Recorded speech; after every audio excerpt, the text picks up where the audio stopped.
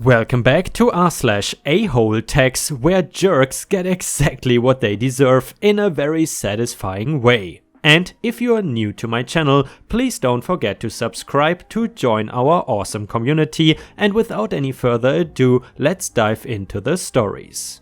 And the first one is titled "Damage my car and refuse to pay? I will make your house unsellable." Some years ago, when I was 23, I bought my first townhouse. It was a small townhome in a neighborhood of other townhomes. About 6 months after I moved in, my next door neighbor, whose house was physically joined to mine, moved away and sold his unit to some parents who bought it for their college-age son. They were from the other side of the state, and there was a college branch campus just down the road. Several things quickly became apparent. We will call the son Greg. Number 1, Greg had zero life skills because his parents were terrible. Number 2, Greg was dumber than a bag of hammers and was not going to graduate college. Number 3, Greg had no common sense and even less consideration for other people.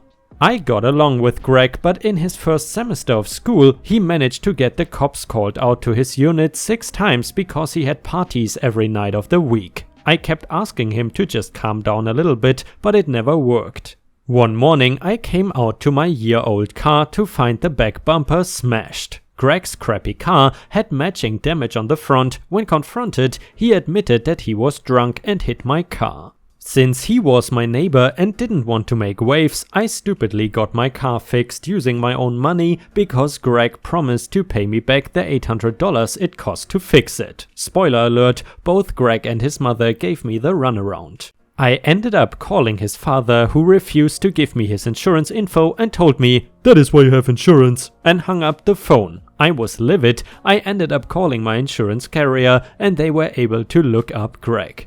Not only did Greg's dad insurance policy totally pay out, but I later found out that Greg's dad almost lost his job over it. As it turns out, his father was an adjuster for a major US insurance company.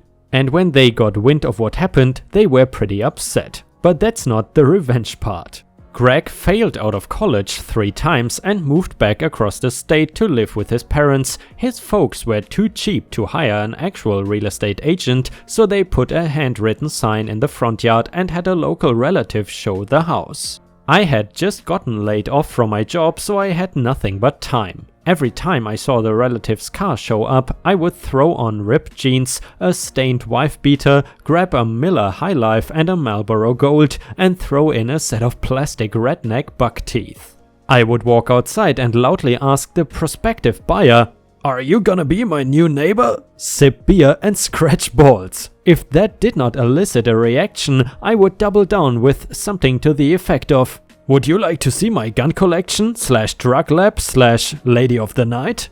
The relative hated me and the prospective buyer usually scurried away without looking at the house. They started getting crafty and tried to show the house at weird hours, hoping I wasn't home, but I usually was and I loved surprising them.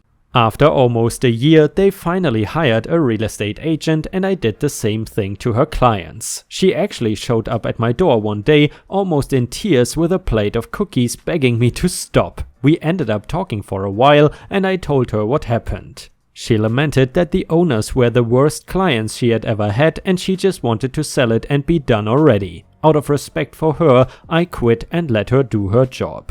They ended up selling the house 18 months later at a massive loss, not including their son's student loans. Edit: Miller High Life, not Highlight, although they look and taste the same. Delicious.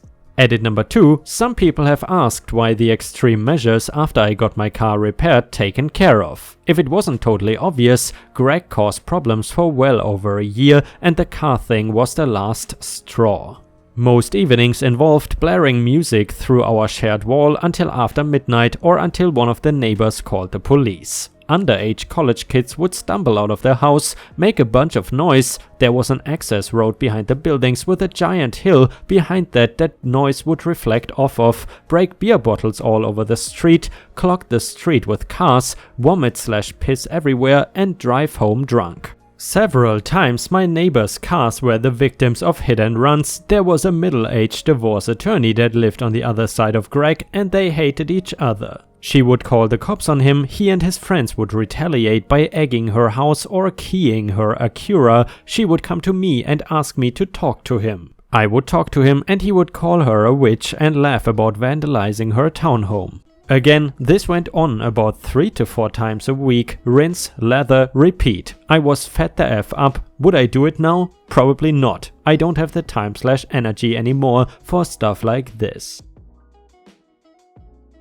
And the next one is titled, "Congratulations landlord, you played yourself." Back when I rented my first ever house as a struggling new single parent, I found a perfect little place right where I wanted to live. Well, perfect except for the landlord. I was new to renting and short on money, so when I contacted the landlord I was very clear about asking exactly how much I needed to move in, because I knew I would barely make it and I couldn't handle surprises. The rent was advertised as $1,200 and he said $1,800 to move in. Small town, private ownership. I thought, awesome. He only wants half a month's rent as a security deposit. That is super helpful. I moved in on the 1st. Then on the 5th he contacted me and told me I needed to pay that month's rent, which was $1,200. He had deliberately obscured the fact that the $1,800 was all security deposit, despite how clear I had been about needing to know all the costs. So I did not have rent on my very first month. I fought back, pointed out the bad language in his homemade contract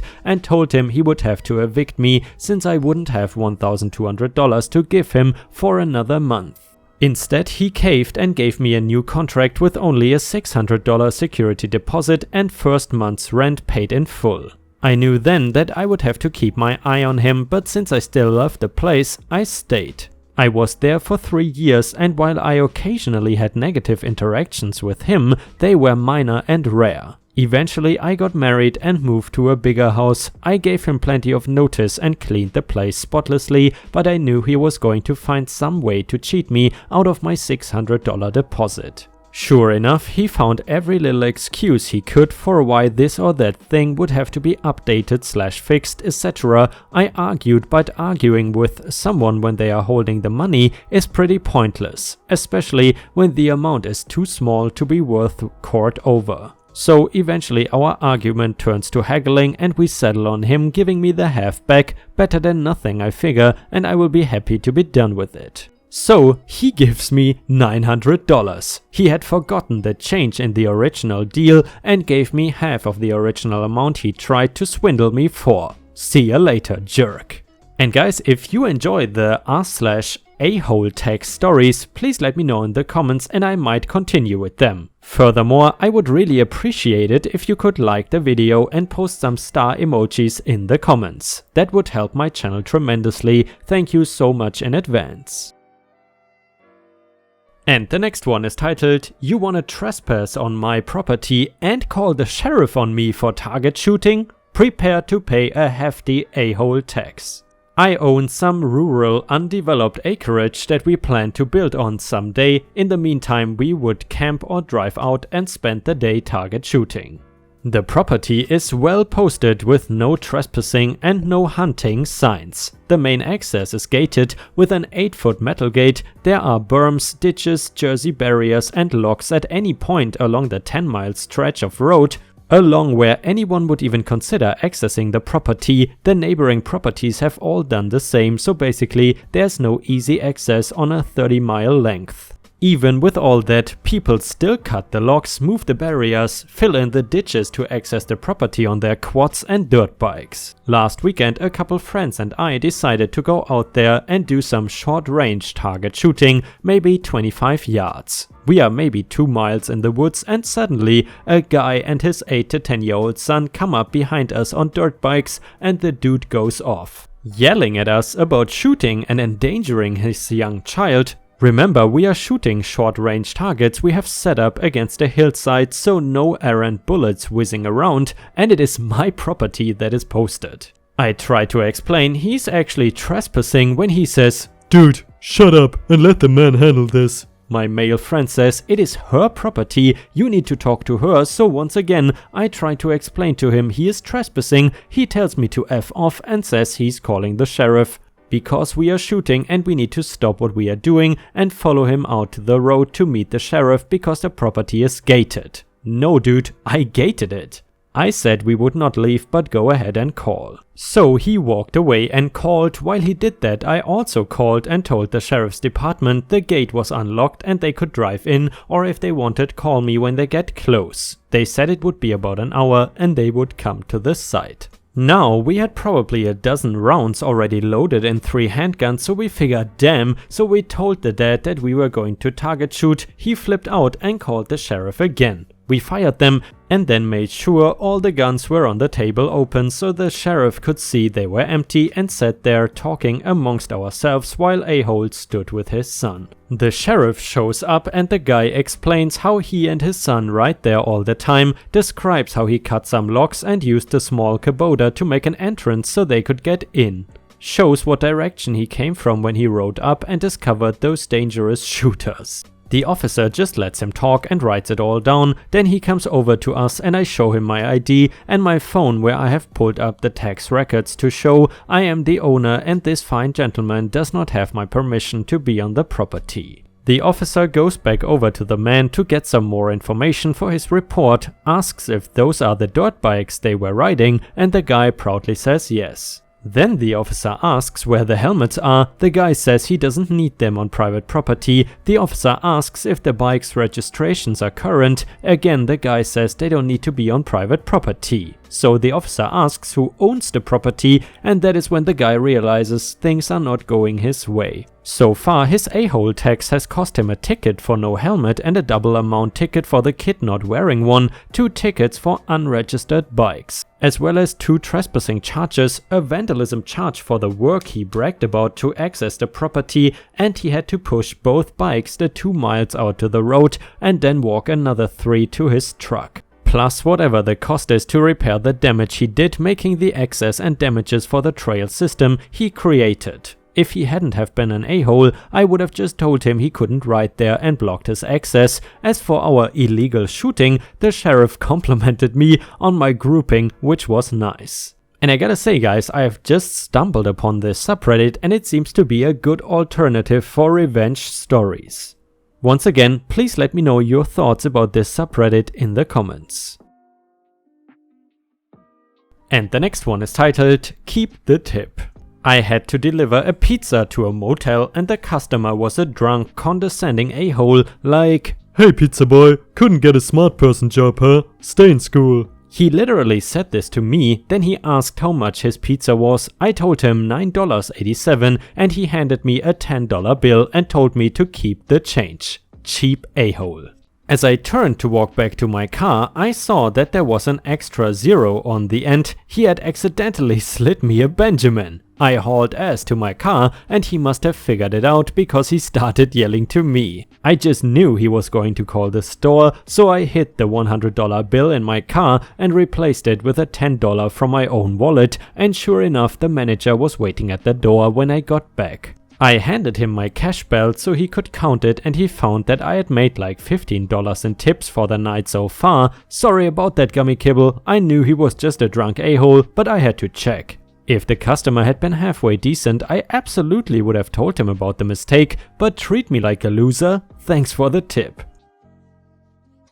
And the next one is titled, A Customer Gets a $500 tax on an $8 meal. I just found this sub and now I have a place to share one of my favorite stories. I work at a famous chicken chain that is known for our politeness. At my store we offer free meals to police officers in uniform who eat in the restaurant. And by the way guys, if anyone knows which chicken chain that could be, please let us know in the comments. My coworker greeted this customer and asked for his order. He promptly showed what an ass he was by berating her for having to wait in line for all of 2 minutes. He did it so loudly that 3 officers eating lunch heard him. He used very foul language and took 4 minutes to do so before placing his order. Strike 1 for him. Next, he was camping out in a booth and making a mess that I only expect from large families with multiple small children. This included throwing his trash on the floor in plain view of the officers. Strike 2. He then went to his car and started throwing what seemed like an ocean of old fast food wrappers and cigarette butts out of his car into the parking lot. This was strike 3 for him, as this was littering. All 3 officers went out and made him clean up his mess and wrote him a ticket. Where I live, littering carries a $500 fine, and if he contested it, the judge could tack on up to 60 hours of community service. So this guy ended up paying $508 for his lunch. And the last one is titled Boyfriend of the Year, and it was written by my girlfriend JB. Just kidding guys, obviously I'm not the boyfriend of the year, but I wouldn't say I'm half bad. Anyway, so this didn't happen to me, but I got to witness everything firsthand. I used to work in sales at a car dealership, and my coworker had the pleasure of meeting this couple. They walk in, coworker greets them, and right off the bat the boyfriend is rude. They are looking for a new car for her, and he is there to make sure she doesn't get ripped off. They look at a few cars and eventually settle on one she likes. Everything is going alright, and she has a trade-in vehicle that needs to get appraised. The boyfriend says that they won't take anything less than $5,000 for it. Manager inspects and drives the trade-in and then sends my coworker over with the paperwork and numbers for everything. Good news guys, the numbers came back great. Your car is actually worth more than you thought, and we can offer you $7,000 for the trade-in. Here's the cost of the new car minus the value of your trade-in, and the boyfriend stops him right there and says, "This is bullcrap." He looks at his girlfriend and goes, "This place ripping you off. There's no way that car is worth $7,000. They're doing something shady. We shouldn't accept this deal."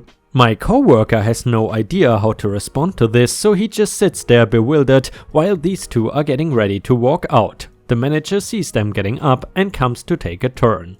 Boyfriend tells the manager that they are leaving because they are getting ripped off and explains that there's no way in hell that car was worth $7,000 and that he doesn't trust the dealership anymore. My manager is clearly surprised but handled it like a champ. He said, "May I see the numbers we gave you? There may be a mistake." He looks over the paper briefly and said, "Oh, I apologize for the miscommunication. This trade value was for another unit I was appraising." It wasn't. The actual value of the car is $4,750, but if we can make a deal today, I will go ahead and bump it up to $5,000 for the sake of making you happy. Moron boyfriend decides this is a great deal now, and they end up purchasing the car for $2,000 more than before. We laughed about this for the next couple years until I left the business. And guys, unfortunately we have already reached the end of the video. I hope you enjoyed today's stories, and if you haven't already, please also go to patreon.com/ripeyoutube, where I upload exclusive Reddit videos starting at just $3 a month. This is a great way to support me in case you are interested, and the chance for me to become independent from YouTube revenue. Thank you so much for watching. Please don't forget to subscribe and like the video, and I hope to see you again tomorrow.